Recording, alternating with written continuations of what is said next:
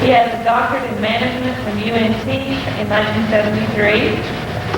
He served in the Berlin crisis in September of 1961. In 1961, he went to the Dallas Chamber of Commerce and worked there as the manager of the research department. And he was admitted to the Interstate Commerce Commission and Federal Maritime Board on the day that President Kennedy was assassinated. In fact, this isn't on the little sheet. In fact, he was at the Apparel Mart waiting to have the big luncheon with President Kennedy the day he was assassinated, and President Kennedy never got there. In 1966, he went to work for Brand Airlines, and in 1967, he entered graduate school. He was in the Army Reserves for the Defense Intelligence Agency and Covert Operations in Latin America until 1969. In 1969, he went to work for Dallas Baptist University as a professor of business, the chair of the business department, and the academic dean. In 1978, he went to EPBU to be the chair of the business department, and after 16 years, he left there, and now he teaches at Texas A&M University. And this is the reason he's here today. In 1972, he went with a group of students to the Soviet Union, and he began to work with the Christians and the underground churches in the Soviet Union. And from 1972 to 1978, he smuggled Christian literature into the Soviet Union. After 1978, he developed a printing process that allowed the easy production of Christian literature within the confines of the Soviet Union. And he has worked in all 15 republics of the Soviet Union, including where Natasha's from. Some 70 printing shops were supplied to him from his home in Texas. He also taught other people how to print the literature, and several million pieces of literature were printed, Christian literature were printed in the Soviet Union before they broke up. In 1992, he taught free market economics in Kazakhstan, and he became a consultant to the parliament, the minister of finance, and the economic advisor of the president of Kazakhstan. And he also taught at the universities in Kazakhstan. He has written many books. I'm going to paraphrase if you don't mind. He has written many books on free market and the history of the Soviet Union with the idea of the free market. In addition, he has written 4 textbooks. His first book, I'm kind of reading down, in its first edition, some 50 universities and technical institutes have adopted it. Many require that all majors use that textbook that he has written, thus making him one of the most widely read authors in economics and business in Russia. In addition, his books are being used in the public school system. Dr. Howard has written a book which describes how to convert a centrally planned economy to a free market one. That's the kind we have, allegedly. He is presently conducting discussions with one of the more popular candidates for president of Russia and the parliamentary head of the Committee for Economic Policy to author a book with him.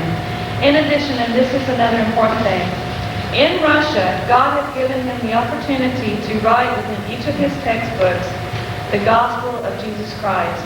And it says here, God has given him the special opportunity to present the gospel at each one of them. In a special chapter dealing with ethics, honesty, and the like, he has been able to present the simple truth that Christ is the Son of God, and those who believe on him will have everlasting life. And he asks us, can we write books that have God, or can we have textbooks in the public schools that mention God in them? So welcome, Dr. Howard.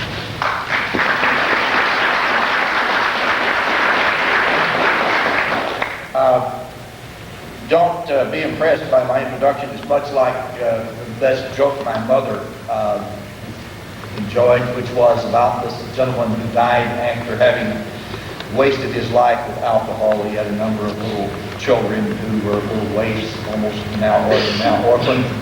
And the preacher, as they're prone frequently to do, started discussing him, and as Mother said, preached him right on into heaven. The mother and wife began to wonder, what was going on. So she said to the oldest son, why don't you go up there and see if that's your dad in the casket? So that's how I feel after this introduction. That's a good friend of mine. I'd like to recognize Dr. Bob Osborne and his wife Winnie, Mr. Wayne Dudley and his wife Gabe. He was Dr. Algren was on the faculty at Dallas Baptist University. And Wayne is about the first friend I made when I moved here in 1951, about January the 6th, I think. Been a good friend since that time. Well, people who know me, and if you want to see the verity of this, watch the face of Dr. Osmond over here. People who know me find me to be a complete enigma. An enigma is somebody who never does what you think they're supposed to or what you think they're going to. Inconsistency in many areas. But what I've experienced, and this to some extent was experimenting with my Christian life, was that God will let you do a lot of stuff if you will simply ask Him to let you do it. I was in Moscow in 1972, and I go there very frequently, 2, 3, 4 times a year, working with publishers, etc. But 1972, I was at the Kremlin whenever President Nixon came there with the first wheat deal. You probably don't remember that, but in any case, it was a big day, and there were 11 black limousines that came into the Kremlin, and they didn't know which one he was in. But as I was leaving, a young man walked up behind me and says, "If you'd like to talk with me, we'll walk straight ahead. We don't say anything, but I want to talk to a Westerner." We went out, rode the subway, and way out into a park, misting rain. We sat there and talked for hours. Fortunately, at that time, the 1st of June, it's almost daylight.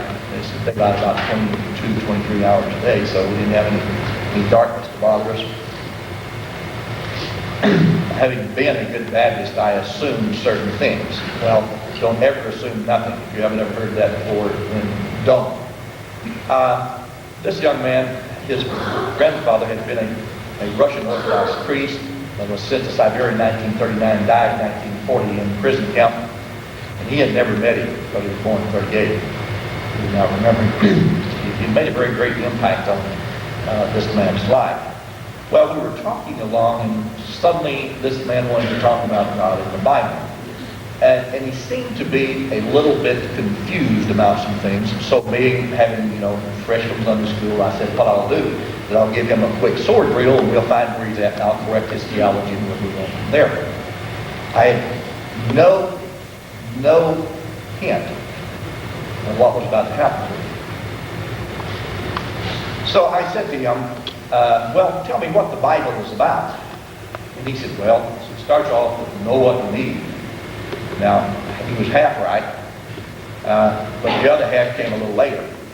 So I did a double take, and then I said again, asked him a question. He gave me an answer that was about as off track as that. Then I said, what's the matter? Have you never bothered to read the Bible? And he said, I've tried for 7 years to get one. And I've seen the cover of one twice. Well, that was something that still, I can't recount it without emotion. It was something that struck me that will last me for the rest of my life. And I realized how responsible one must be if they have a copy of the Bible. From that point, I became involved in some of the things that you talked about here, and it's not my intention to do the war story thing, although, and of course you have to realize my wife is sitting and listening to this, and she doesn't know about a lot of the things that happen, so she probably wouldn't let me out and around if she knew some things I'd get into. And how did I get into that, and what have I done? Well, I did this. I said, Lord, there are a lot of people around who just aren't doing anything. I said, can I have more work than you would normally allocate to a person? And he's been very gracious in rewarding me by all the work that I could do for him. And it's been a glorious experience because it has given meaning to life. It has given meaning to life. Pleasure does not give meaning to life. In our society, as you know, is pretty well caught up in this thing of, gosh, I've got to, quote, enjoy life, or life has no meaning. Pleasure does not create meaning in life. Only service to God does. The question has come up a number of times times, well, did the Lord call me to do that? Well, we Baptists are very, very partial to this word call. I've seen people who, pardon my cynicism, but I've seen people who were called who were totally deaf and couldn't hear anything. But the thing of it is God has commanded you, so why must you wait around for the Damascus Road to discourage you? Look around yourself in your community. You can find tremendously great opportunities to serve God. As you are a student in the college here, you can find opportunities to serve Him in your church. But the thing of it is He has to more or less see it, I think, to see if you're serious about serving Him by giving you small tasks before He'll give you greater ones. The next question comes up is, who is it going to support me while I go out and do battle with Satan for the world? Don't worry about the money. I didn't. My wife might sometimes wish I'd been a little more cautious about it, but I worked at 4 jobs. I told the Lord that I know people who were raising $5 million a year, and they never heard of them in Russia, much less got a Bible in there. And by the way, I was in Moscow a couple of years ago, and I was over to family having dinner with them, and a friend of mine started telling me, he was the only one in Russia who knew about it. He started telling them they Russian, I speak German when I'm in Russia, but the German and the Russian stopped, and the English stopped, and they were all speaking in Russian, which I know a very limited amount of. I said, what are you telling them, Jake? He said, well, I'm telling you something about what went on. I said, well, you get my visa revoked if you're not careful. And it's up for renewal in about, in fact, 2 weeks from today, so I hope that the word hasn't gotten around. But he said, they need to know. Well, as soon as he got through talking about it, the woman of the house went into the back room and brought out one of the Bibles that we had brought in there the years before. It's a very rewarding experience. One of the things God does is He puts signboards along the way to let you know that you're on the right track. And I've had so many of them that you think it's a superhighway with no exits on it. It's just right there, continually in front of you when you're doing the Lord's will. Well, back to the money thing. I asked the Lord if He would give me the work that I would, in fact, take and finance it myself. And I did. We were running 70 printing operations in Russia, and I had to smuggle the supplies in from actually my home in Texas. That's where it started. And did so very successfully because, as she related, we had 70 printing shops, printing in all 50 republics. At the time the USSR broke up, and then the Bible became available. But we were the largest non-governmental printing operation in the USSR, and during the time, I'd gotten some people sent to prison before, but at that time I did, after the new printing system came in, we did not get anybody sent to prison.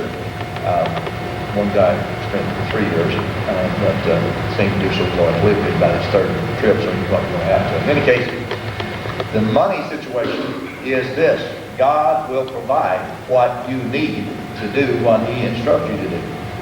Now, I have not learned totally yet, but I'm still working on it, as you will be for the rest of your life. God provides everything, and if you leave it in His hands, then He will, in fact, do exactly what He says, because I've never seen anyone who performs as precisely and exactly as He does. And I literally could spend days talking about how this occurs. But my wife, in the meantime, had to forego a new home because I spent considerably more money than it would tell, taking to build her a brand new home. And she is, by the way, getting a new kitchen finally, but not a new home. Don't worry about money, because money tends to corrupt, and God will provide what you need.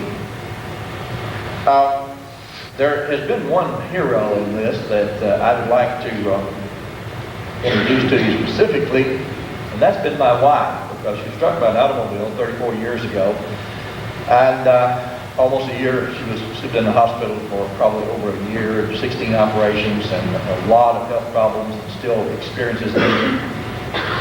But she's been a real trooper, and that she has always supported what I did. And I would disappear sometimes for 2 weeks and be in the Soviet Union as the term is hot. That is, I was under false pretenses in terms of papers, etc. She did not know where I was at. And the result was she stayed home, prayed for me, and I got back every time so far. But one little thing, a little story on her, she lays it on to the daughters, but whenever I used to go in the Soviet Union hot, well, I had a staging apartment that I left out of Finland with, and I would take everything out of my suitcase and take exactly only what I went in there with, because I had from defense intelligence days, I had a dossier that they had on me in those days. So they took my luggage, went through it separately, etc., etc., etc. I said, now, whatever you do, don't you put anything in my suitcase that would indicate that I'm a Christian or anything like this, because I could have been thrown in prison for it. So one day here I am going through everything. I take all of the socks and I unfold them and I look and see everything, every piece of everything. I look at very closely. She had taken little notes and says, you know, here's a Bible scripture for you. Remember this. I love you, sort of thing. And she stuffed these notes throughout all of my clothing so that I had to go through everything very carefully to make sure that nothing was there. That was very sweet on her part, but a little bit scary to me. The fellow that I met in the park, 22, 23 years later, I met him. And I had given him a Bible and had then carried some more in for him the following year, 73. He is still in Moscow, and I met him about 22, 23 years later, and you could tell the impact on his life of having become a Christian.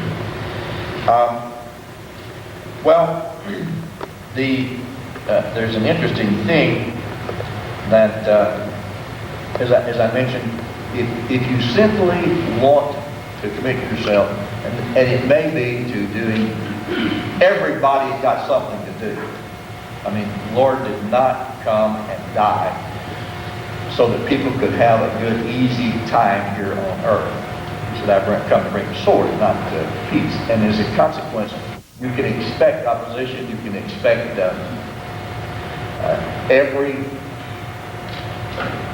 virtually every kind of attack on you. And if you will stay close to the Lord, you can go through anything that comes up. As I mentioned, my wife's situation has been very difficult on her. She, from 79 to 1986, she couldn't put her foot on the floor because her leg was infected, etc. And at the same time, she took care of the family, took care of the kids, everything, and I went and did. The message that I would like to leave with you is this, is Christ will provide, and He expects you to be committed to Him. If you don't want a lot of work put on you, don't ask Him for some. I've never run into anybody who made the mistake, who asked the Lord to give them more work. There is a great deal more involved in what I have to tell you. My memoirs have been written, but they're not in here in the United States. They're in Russia. They want to publish them there for the Christians, but I've been reluctant to do that because I have a special visa issued by the government at this point in time, and they couldn't pull that and create problems for me. But in any case, I don't come to you as a hero of any sort, but someone that would admonish you to live a fulfilled and a fulfilling life of service to God in whatever area that He would provide for you to work in. My wife, by the way, and I have a new area of interest that the Lord provided for us. We go to Guatemala on a medical mission with the Baptist Church in Texas here. And my wife worked 10-12 hours a day at the doctor with those people down there. So the Lord will provide work for you, interesting work, and make your life worthwhile and fulfill it if you'll asking him to permit him to do so. Thank you very much for your attention.